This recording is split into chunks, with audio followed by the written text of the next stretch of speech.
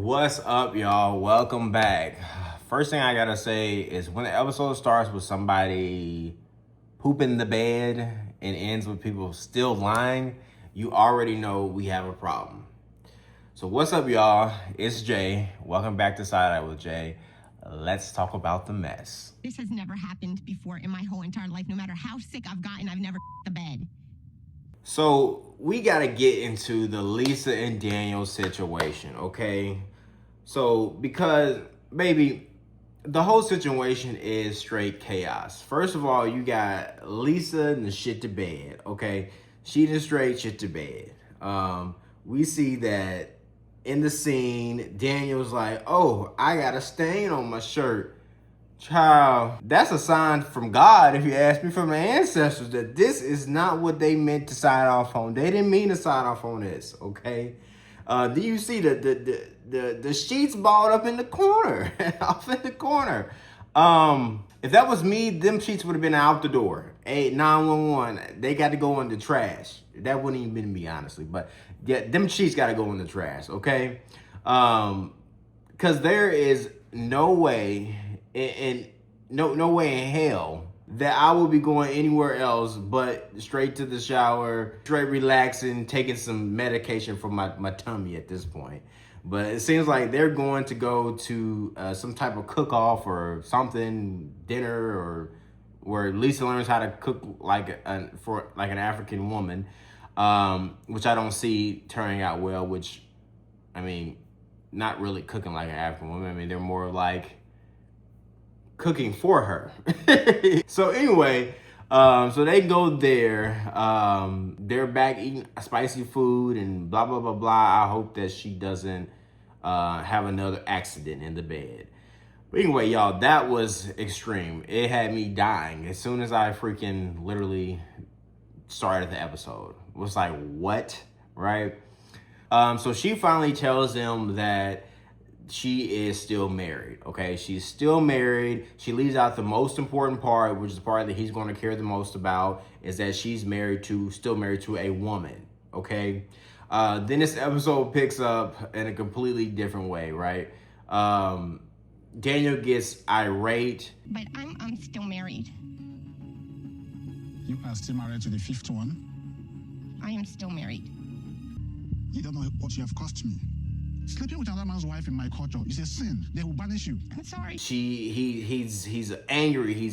I can't believe I slept with another man's woman and all this stuff. And all I can think about is, my guy, take the visa and be quiet, okay? Because, I mean, in my opinion, that's what you really want in the first place, right? Daniel's looking at her and he's mad. He walks away. Lisa walks away. She acts to me like she's the victim in the situation. And I'm like, girl, let's be serious now. You did just tell him some crazy news. Like, you is not the victim in this situation at this current moment in time. And at this point, y'all both on the even level. Y'all both some scammers, honestly, quite frankly. So then we get to she drops down onto her knees, child, her knees, and says, please forgive me, I'm sorry, and all this stuff. And Please listen to me. I'm sorry. I'm sorry I didn't tell you the truth. I'm sorry I didn't speak to you about this before now. I'm sorry. I came here to tell you the truth in person. I came here to tell you everything. I'm sorry, that's a little too much. I'm dropping down on no knees for nobody. I mean, I understand it was tough, but I'm not begging to stay with me. That's just ridiculous. I'm sorry. I'm just not, get up, girl, get up off your knees. This is not, we're not doing that, okay? And to me, it couldn't possibly get any worse than this. But then she goes and calls her daughter and starts whining and crying to her daughter. At this point, the daughter is basically the parent. She is the parent. Did you even tell him about the women? No, I haven't mentioned the women. I've only told him about the marriages. But you didn't just lie about the marriages. You lied about a whole part of your life. He's going to be destroyed by the women. Yes, he is. I can't tell him that. I can't tell him. You have to. I can't. She's whining, crying to her, and I'm like, girl, I feel so sorry. I feel so sorry for her daughter. I feel so sorry for her daughter. I do. And her daughter's like, you didn't tell her that it was a woman. It's a woman. You've been with a woman. I'm like, her daughter, like, she's so over her mama at this point, okay? So let's hop to Forrest and Sheena. Not my favorite couple, but they're interesting, okay? So Forrest is talking to his mama and baby. Molly is pissed. She is pissed. She looks like she want to straight slap Forrest across the face, slap him back to America, okay?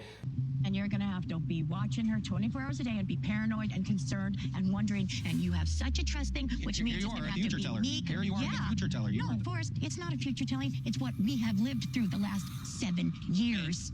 But just like I said in my last video, sometimes you have got to check your parents. It's okay. Parents are absolutely wrong some of the time.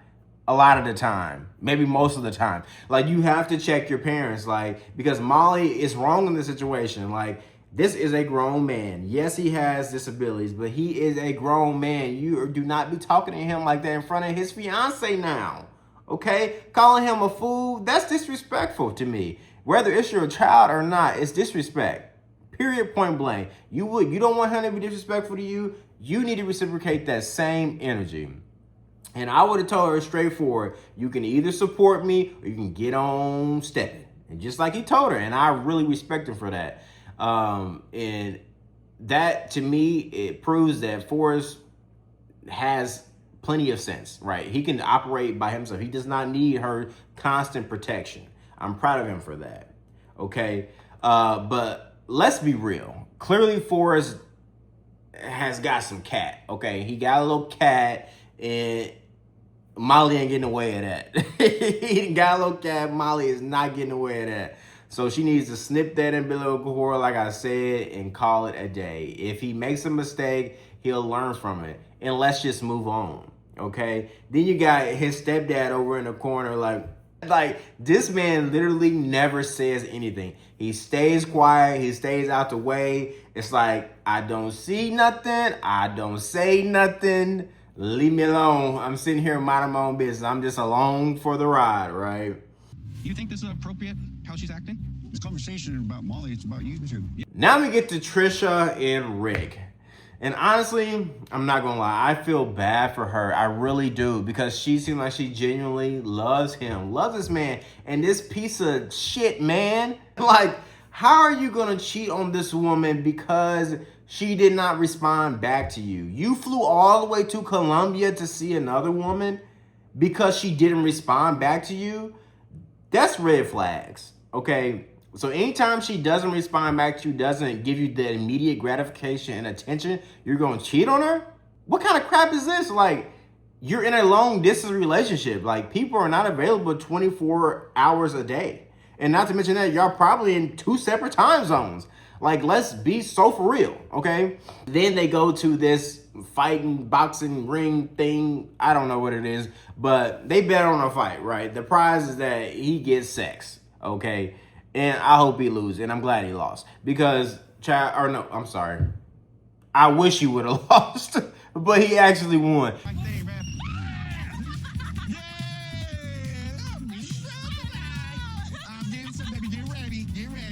And she said she still wasn't giving him none, okay? She still wasn't giving him no cootie cat, okay? And that's because he doesn't deserve it, period, okay? Period, point blank. We had a good day, but there is no way we are going to have sex tonight. I don't want him to touch me at all. Then we get to Elise and Joshua, okay? Or Josh, whatever you're gonna call him. Now, Elise, she is, like I said before, she is my new favorite person. I love her personality, giddy, happy, go lucky, love that. But she hasn't had any sex in 6 months, okay? So hopefully Josh is able to knock them cobwebs off the thing and she can get back into action, okay? We found out that he is in trouble with his job. He's a yacht guy, sells yachts, whatever. He's in trouble with his company because he crashed a boat into some rocks. Are we serious? Like, you're in your 30s and we're acting a fool on the job? We know that costs tens of thousands of dollars to repair. And he said that he's scared for his job. Honey, I'm a manager and I manage a lot of people. That man would have been out the door instantly. You cost the company tens of thousands of dollars. You know how much explaining they're gonna have to do if they decide to keep him? There ain't no way, okay? So then Elise, she gets to the airport, and child, her visa got declined. But I get to the airport and they're like, your visa is denied. Can you imagine being at the airport? That's like my worst fear, like getting stopped by TSA, not having my passport work, some weird stuff like that. That is terrible. I went to customs, real quick story. I went to Cancun, had to go to customs, child. They emptied my bags, they emptied everything, found all my goodies, not illegal goodies, but other goodies that I had in there, child. I'm just like, oh God. So that's a terrible fear of mine. But anyway, it ends up getting approved. And we find out that she actually put her first name as her last name. Now, I told y'all previously that she kind of acts like not all the brain cells are fully connected up top, but girl, I still love her, child. We'll just take her as she is, right? So then we get to the situation with Joshua.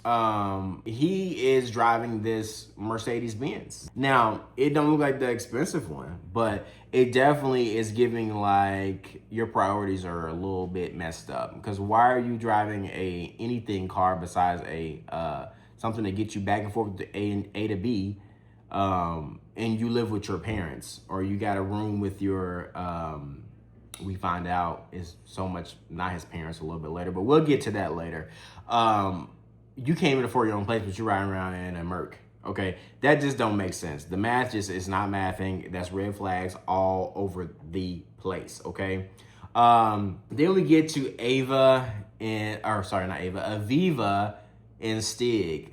Okay, the whole situation is just messy. Okay, Ava meets up with Aunt Sprig and Corinth, right? Corinth pulls out the receipts, shows the photo, calls the girl, and the girl's like, well, the last time we hooked up was like last month. Can you hear me? When was the last time they slept together? She said last month when they were here in Placencia. Have they talked after that? They still communicate. Like, he ever tell you he in a relationship? So he tell you he's single? Now that's crazy, okay? Especially since supposedly he has not messed with this girl in a minute. So, you know, she's a fan, okay? She's supposed to be a fan, so why are you interacting with her at all other than that moment, okay? And he's supposed to be in with Ava at that moment. So, a little bit weird, giving strange vibes. I don't like it. He's a player, like I said before. And I love Aunt Spring because she does not care. She asks the real questions. She gets down to the nitty gritty. We love that about her. Thank you. So, and then we get to the scene where they go, Aunt Spring, Aviva, Stig, they meet with Stig's dad, right? And even to me, it feels like that his dad is not even buying this, okay? His dad is like, are you sure you're not X, Y, and Z? You sure you're not doing this? Because he already knows his son's a player, child. Like I said before, I know a player when I see one, and that dude is a player, okay? Period, point blank. I don't care what he says. Ain't nothing you can tell me there's nothing you can tell me, actually. So, and look, okay, this is not criminal court, and I feel like that Stig is kind of like, well, or his dad was like, well, you need this proof, you need that proof, you need that proof. No, I do not. This is not beyond a reasonable doubt. We are not in court, okay? I would figure that if this girl really wants to prove that this is going on, she said, here's a text. But we see like conversations, like saying like, well, can I meet you? Can I see you? Anything like that that'll prove that. This man clearly is talking to other women. Now, he might actually like Aviva, but that don't mean that he ain't messing around with other women as well, okay? A few months ago, when Aviva was hinting about being exclusive, I did take some steps and made some changes, but I wasn't 100%. I was still entertaining people. I wasn't sleeping around, but I was texting people, hanging around people. And next episode looks to be a complete mess as well. Trisha and Rick meet her parents. Elise shows Josh a little bit of a preview, child. Barricon finally gets to meet Michael. Probably isn't going to go so well. And Daniel and Lisa go on a little getaway. I don't know why, but yeah. The season just keeps on getting a little bit more messier and messier. So make sure you stay tuned in. All right, y'all. This is my recap for this episode. Let me know in the comments which couple do you think is the biggest mess right now. And if you're new, make sure you subscribe because these episodes keep getting a little bit crazier every episode, right? Hit those notifications, make sure they're on. And I'll see y'all in the next one. Thanks for watching.